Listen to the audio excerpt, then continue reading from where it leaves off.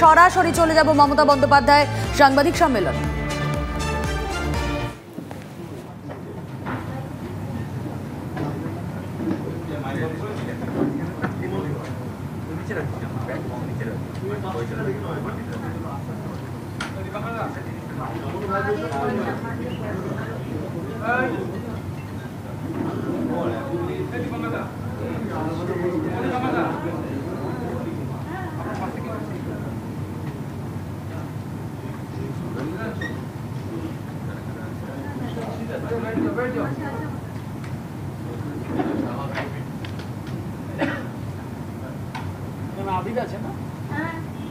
প্রেসকেও একটু চা দিয়ে দাও।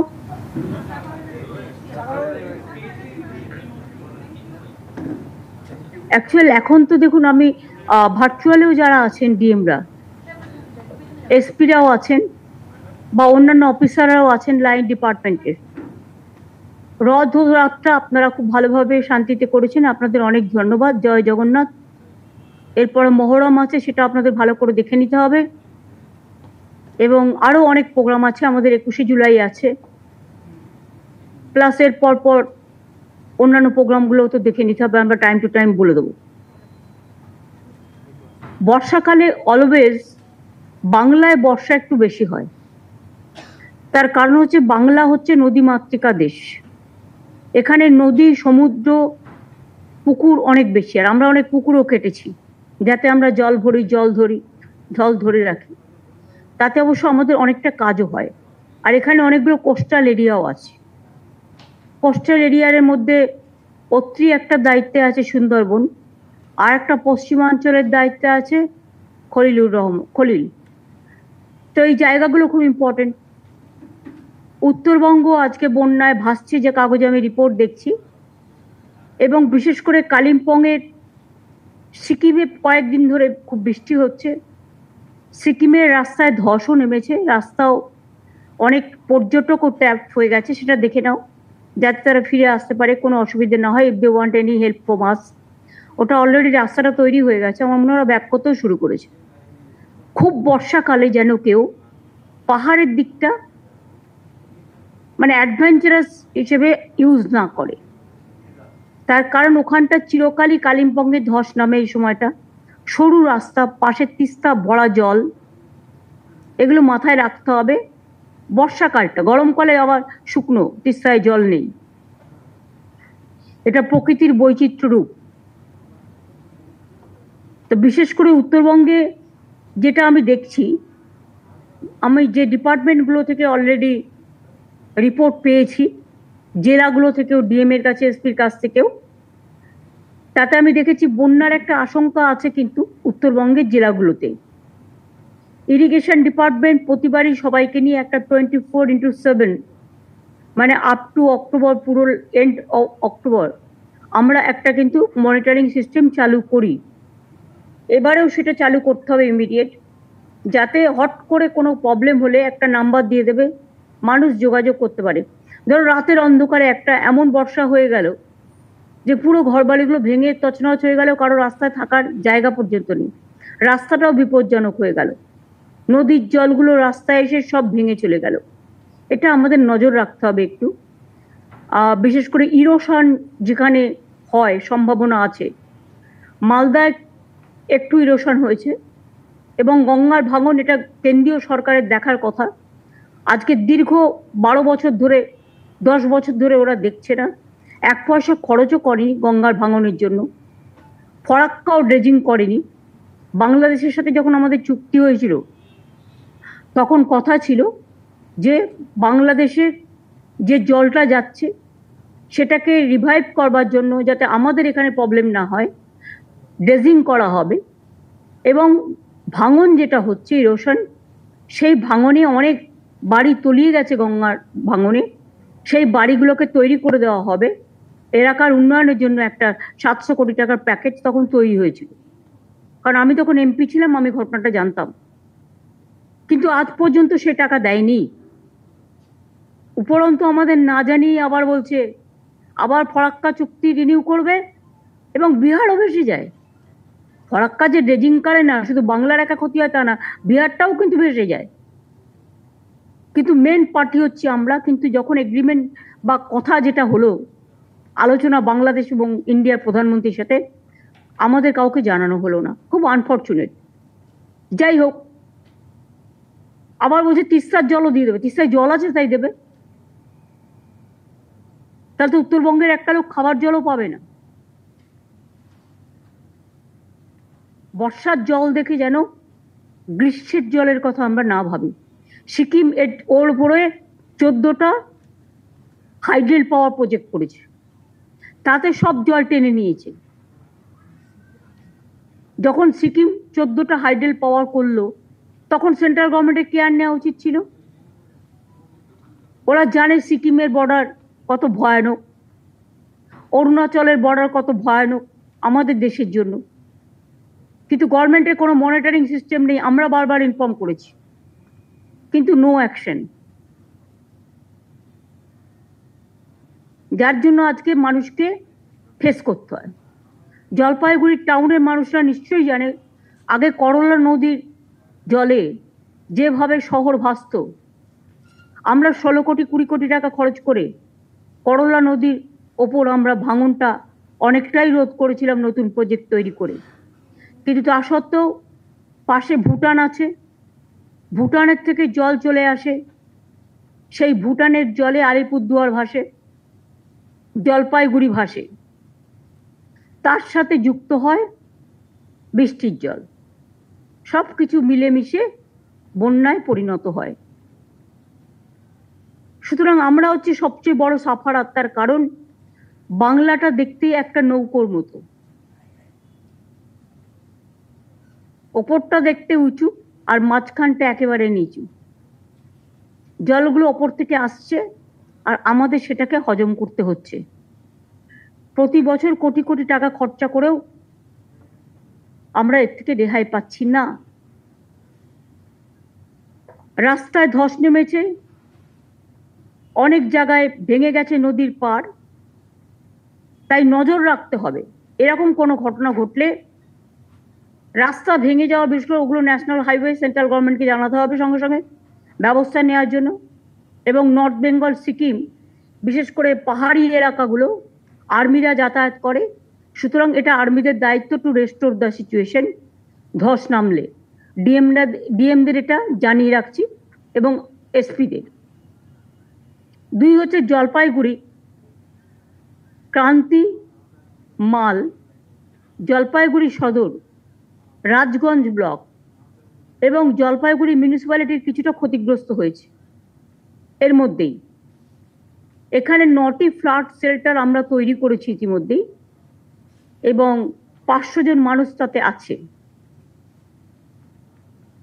কিন্তু আমাদের নিশ্চয়ই মনে আছে, মালে একসময় ভয়াবহ, এরপর তো বান আসবে, সেই বানে, পুজোর আগে যে বান হয়, সেই বানে সে ভেসে গেছিল 6 জন না 7 জন, আমি ছুটে গিয়েছিলাম। সুতরাং সেটা পুজোর আগে হয়। হ্যাঁ, ওটাকে যেন কি বান বলে, হরকা বান। আগে আমি ছোটবেলায় দেখতাম আমাদের কালীঘাট পর্যন্ত জল উঠে যেত, কালীঘাট রাস্তা পর্যন্ত, আমরা মজা করতাম। কিন্তু হরকার বান একদম পুরো উজ্জ্বলা সিনেমা টিনেমা সব ডুবিয়ে পূর্ণ সিনেমা পর্যন্ত চলে যেত জল। আমাদের গোলাটা সবচেয়ে উঁচু ছিল, আমাদের গোলাতে 2বারই জল উঠেছিল, একবার 1978 সালের বন্যায়, আর একবার মনে হয় 99 সালে আমি যখন রেল মিনিস্টার ছিলাম। কারণ আমার ঘরে জল ঢুকে গেছিল 1 কোমর, আমার মনে আছে। কারণ ওখানে জল ঢুকলে মনে রাখতে হবে যে বন্যা মানে অবধারিত। আগে একটু বৃষ্টি হলে দক্ষিণ দিনাজপুরেও আমি বারবার দেখতাম বালুরঘাট, গঙ্গারামপুর, কুশমন্ডি, তপন 1 কোমর করে জল জমত। এখন অনেক কাজ আমাদের সরকার করেছে, ফলে এখন যদি অনেকটা কমে গেছে। কিন্তু আত্রেই নদীর ওপরে যে বাঁধটা দেওয়া হয়েছে বাংলাদেশ এবং চায়না মিলে, সেটা করার সময় আমাদের তো জানানো হয়নি, আর তাতে কিন্তু অনেক মানুষ পানীয় জল ওখানে পাচ্ছে না। একটা সংকট তৈরি হয়েছে জলে তীব্র। আমি কিন্তু এটা প্রধানমন্ত্রীকে অনেকবার বলেছি, এবং আগের যে মিটিংগুলোতে আমাকে ডাকতো ইন্দো বাংলাদেশে, সেখানে আমি বারবার কিন্তু এটা রেজ করেছি। কিন্তু তা সত্ত্বেও আজ পর্যন্ত কোনো ব্যবস্থা হয়নি। জলপাইগুড়ি জেলার এইটা হচ্ছে অবস্থা। জলপাইগুড়ি মিউনিসিপ্যালিটির চেয়ারম্যানকে আমি বলবো, এবং ডিএমকে স্পেশালি, এসপিদের থেকে শুরু করে যারা বিডিও আছেন, এডিএম আছেন, এসডিও আছেন, ডিজাস্টার ম্যানেজমেন্ট সিস্টেম আছে, ইরিগেশন আছে, পাওয়ার আছে, আরবান ডিপার্টমেন্ট আছেন, রুরাল ডিপার্টমেন্ট আছেন, সবাইকে কিন্তু এটা কেয়ারফুলি দেখতে হবে। হঠাৎ করে বর্ষায় দেখবেন অনেক সময় বিদ্যুতের তারগুলো কারেন্ট হয়ে থাকে, দয়া করে কেউ তখন হাত দেবেন না। খুব ঝড় বৃষ্টি হলে টিভিটা অফ করে দেবেন কিছুক্ষণের জন্য, যতক্ষণ না থামছে, যাতে ইলেকট্রিফাইড না হয়, বিদ্যুতে তড়িতাহত কেউ না হয়। কিছুক্ষণের জন্য দরকার হলে একটা লাইট জ্বালিয়ে রাখবেন, যেটা এমার্জেন্সি, বাদ বাকিগুলো অফ করে দেবেন। রাস্তার লাইটগুলো কিছুক্ষণের জন্য অফ করে দেবেন, যাতে কোনো দুর্ঘটনা না ঘটে। এটা এখন থেকেই মনে রাখতে হবে। ক্যাজুয়াল ভাবে এটা নিলেই চলবে না, সিরিয়াসলি নিতে হবে। পঞ্চায়েতের থেকেও পঞ্চায়েত এলাকাগুলো ডিএমদের একটা সার্কুলার জারি করে, অনেকে হয়তো জানেই না সিস্টেম, তাদের একটু জানাতে হবে। যেগুলো গাঙ্গেয় অধ্যুষিত অঞ্চল, বন্যার আশঙ্কা থাকে বা জল হলে জল বেড়ে যায়, সেখানে দরকার হলে আগেই আমরা যেমন সেফ শেল্টারে মানুষকে তুলে আনি, তাদের রিলিফ দিই। স্বাস্থ্য দপ্তর তাদের এমার্জেন্সি মেডিসিন দেয়, এবং ডিজাস্টার ডিপার্টমেন্ট তাদের ডিজাস্টার কিট দেয়। চাল থেকে শুরু করে সব কিছু দেওয়া হয়, এবং তিপ্পল একটা দিলে হবে না, তিপ্পল দুটো তিনটে করে দিতে হয়। সাথে খাবারটাও যতদিন পর্যন্ত সে ঘরে ফিরতে না পারছে বা ঘরে থাকার মতো উপযুক্ত না হচ্ছে, তাকে কিন্তু একটা রিলিফের প্যাকেজ দেওয়া হয়। যদিও এখানে 5 কেজি চাল তারা পায় মাসে বিনা পয়সায়, তা সত্ত্বেও একটা রিলিফের প্যাকেজ দেওয়া হয়। কোচবিহার জেলায় তুফানগঞ্জ, মাথাভাঙা ইতিমধ্যেই ক্ষতিগ্রস্ত হয়েছে ডিভিশন, তুফানগঞ্জ এবং মাথাভাঙা সাব ডিভিশন। এখানে 12টি রিলিফ সেন্টার ও 6টি কিচেন চলছে। রিলিফ সেন্টারে প্রায় 500-600 লোক আছেন। আমি একবার কুচবিহারে গিয়ে পড়েছিলাম অ্যাডমিনিস্ট্রেটিভ রিভিউ মিটিং করতে বর্ষার সময়। আমি দেখেছিলাম ওখানে টাউনের ওপরে প্রায় 1 হাঁটু করে জল জমে যাচ্ছে।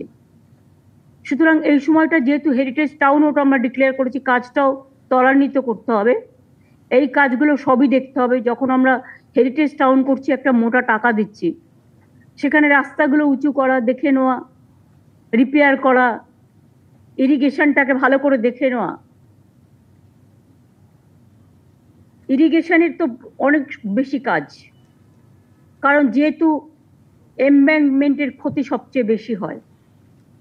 এখন থেকে একটা কোঅর্ডিনেশন বিভিন্ন ডিপার্টমেন্টের সাথে করে, যাতে দেখে নেওয়া কোনো রকম অসুবিধে না হচ্ছে, ডিএমরাও একটা লোকালি সার্ভে করে নেবে।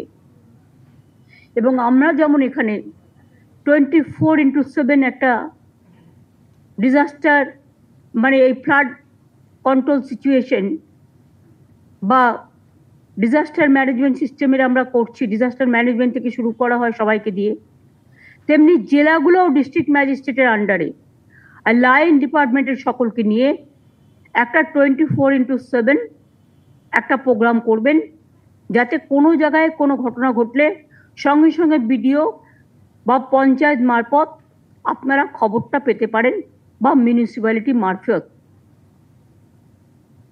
সেন্ট্রালে যেমন 2-3টে নাম্বার থাকবে, ডিস্ট্রিক্টেও 2-3টে নাম্বার থাকবে, একটা নাম্বার না পেলে আরেকটা।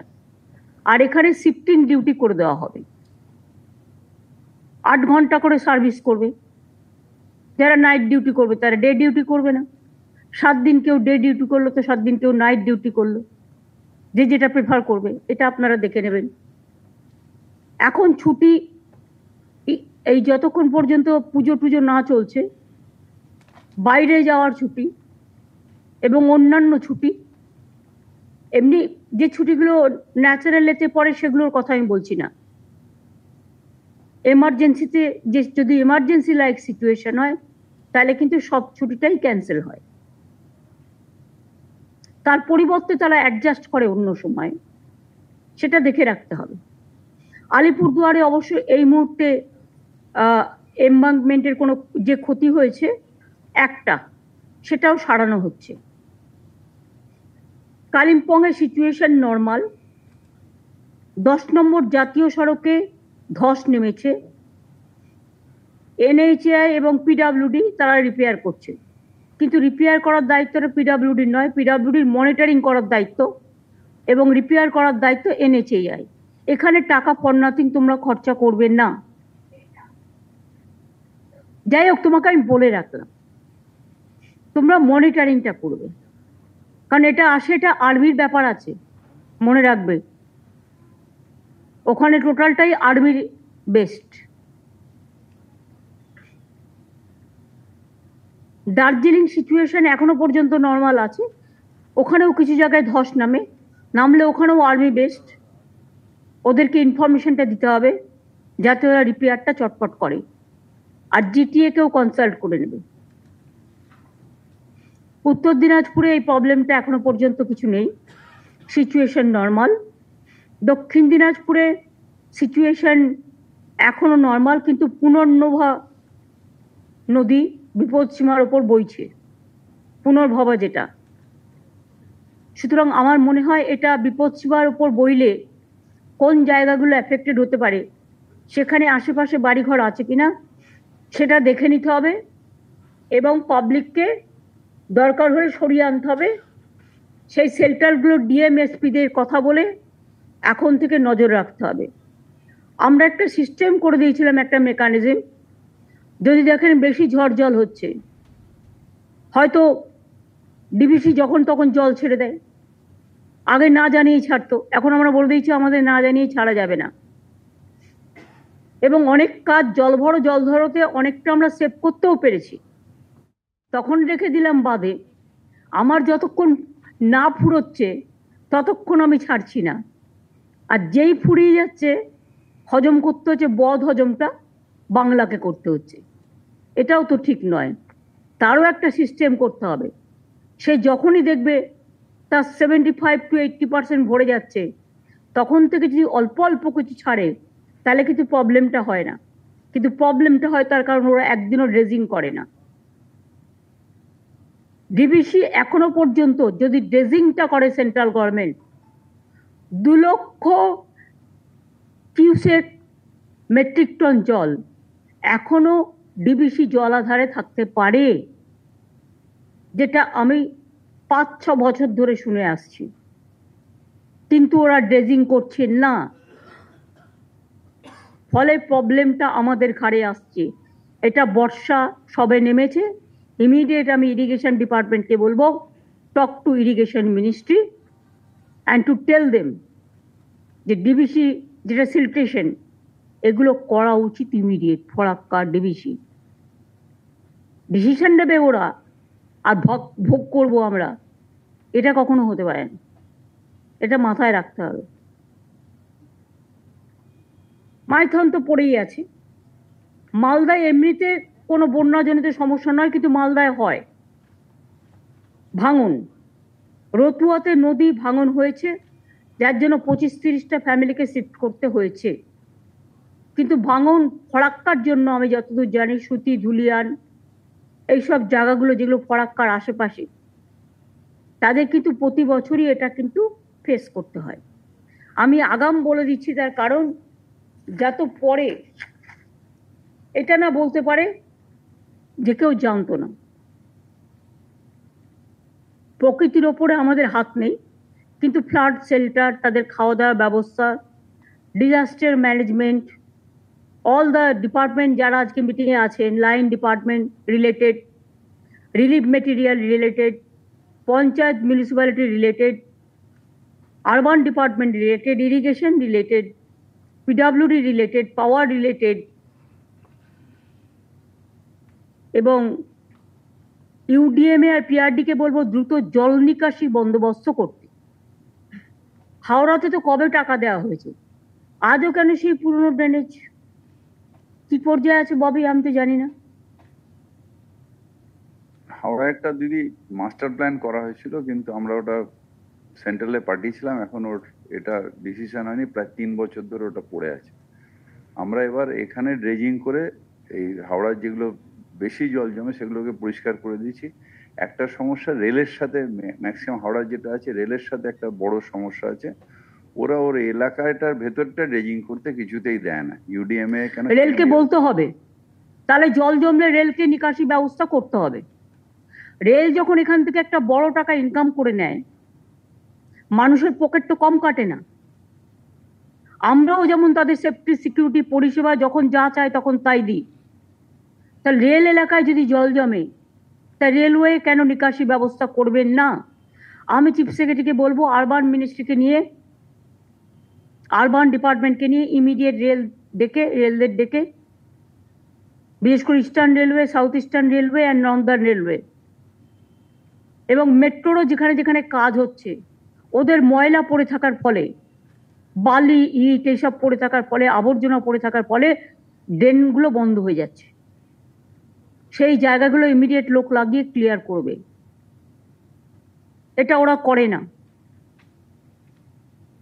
এর ফলে জল জমে থাকলে ডেঙ্গু হবে, আবার তখন আবার চিৎকার করতে শুরু করবে। নিজেদের এলাকাগুলোকে তো পরিষ্কার রাখতে হবে নাকি? এই কাজটুকুও করবে না। সুতরাং এটা যে যে ডিপার্টমেন্ট ওরিয়েন্টেড তাদের নিয়ে কথা বলো ইমিডিয়েট। চিফ সেক্রেটারি বসেছে, কিন্তু কাজের কাজ কি হয়েছে? আমি চেয়েছি কাজের কাজ 4টেকে ডাকো, 3টে ডিভিশন, এই 3টে জোন এবং মেট্রো জোন, 4টে জোনকে নিয়ে। আমিও ববি একটা দেখতে পাচ্ছি, যেমন ধর আলিপুরে তোরা রাস্তাটা রং করছিস জেলের ওখানটায়, রংটা আমি বলবো অলওয়েজ, যে যখন পিডাব্লিউডি হোক, ইরিগেশন হোক, যেই হোক, যখনই তোমরা কোনো কালার স্কিম, স্কাই যেটা স্টেটের কালার, স্কাই হোয়াইট মিলিয়ে করো, এটা প্লাস্টিক কালার করতে। তার কারণ শুধু চুনকাম করে দিলাম জল দিয়ে, 7 দিন বাদে বৃষ্টির ছোটায় সেটা নষ্ট হয়ে যাচ্ছে, টাকাও যাচ্ছে জলে, কাজও পাচ্ছি না। এটা এখন থেকে আমি বলে দিলাম, it is a compulsory instruction.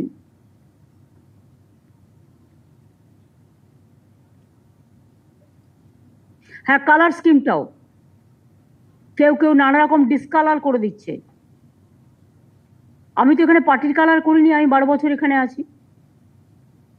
আমার মামাটি মানুষ একটা স্লোগান আছে, দেখাতে পারবেন মামাটি মানুষের নামে আমি কিছু করেছি?